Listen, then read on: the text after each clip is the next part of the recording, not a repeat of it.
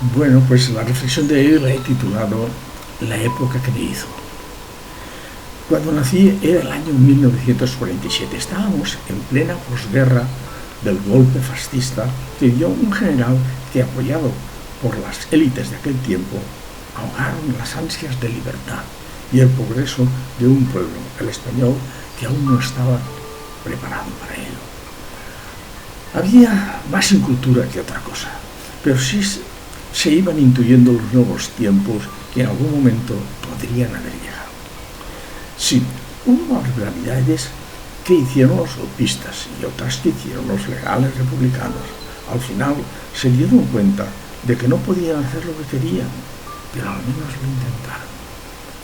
Fue la involución de un pueblo, el republicanismo español, que fue derrotado vil y absolutamente.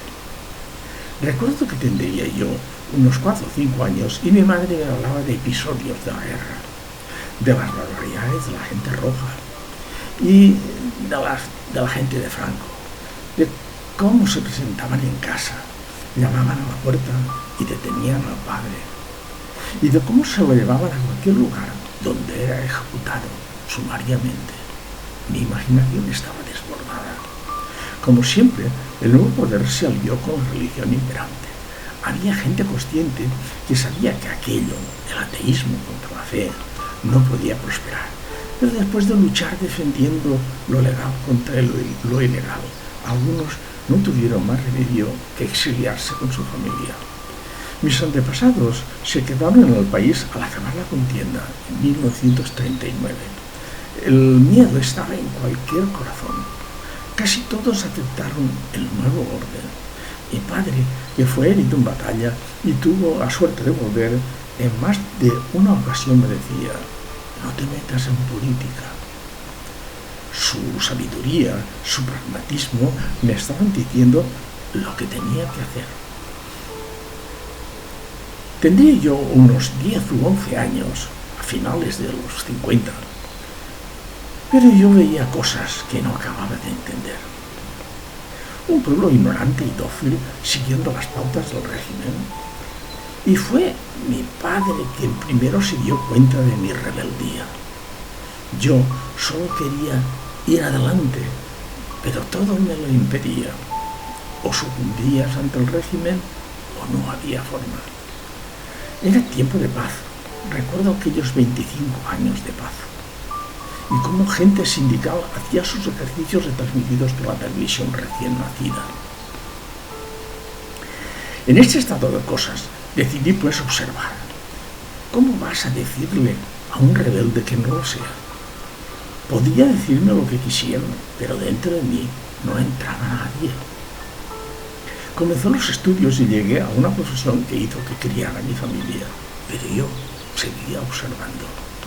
No tuve suerte con la mujer que elegí para que entre los dos lleváramos a cabo la misión de formar una familia. Pero nada en la vida te garantiza que tengas esa suerte. Ahora, con el tiempo, veo que lo que teníamos eran reflexiones de mi parte sin que ella interviniera y que acabaron siendo monólogos. Tenía tanto que decir. La cosa acabó mal. Necesitaba una mujer que se incorporara al pensamiento, al análisis, al debate. Pero eso nunca ocurrió. No tuve suerte. Yendo un poco más allá, no era consciente de la época en la que había nacido y cómo me condicionaba. Ahora me estoy dando cuenta de ello. Ya en aquel tiempo pensaba sobre el futuro de nuestros hijos. Imaginaba que serían libres, que nunca tendrían que estar condicionados como yo lo estuve, dada la época en la que vivimos. Mientras yo pensaba en esto, otros hacían que la realidad fuera de acuerdo a sus intereses. ¿Cómo iba yo a saber que el fascismo nos había echado varios pasos atrás? Todo parecía normal, pero ahora veo que ni lo era entonces ni lo es ahora. El tiempo, la época, nos condiciona. Y mientras todo el mundo se limitaba a sobrevivir en estas condiciones, mal lo harían aquellos rebeldes que quisieran vivir su vida. Nuestra historia viene condicionada desde la Edad Media. Allí se coció todo.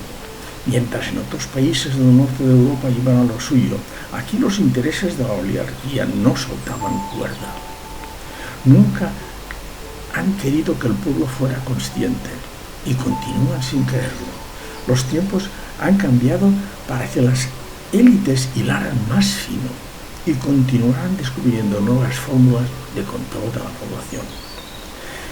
En la época franquista estábamos en manos de la Edad Media y no lo sabíamos.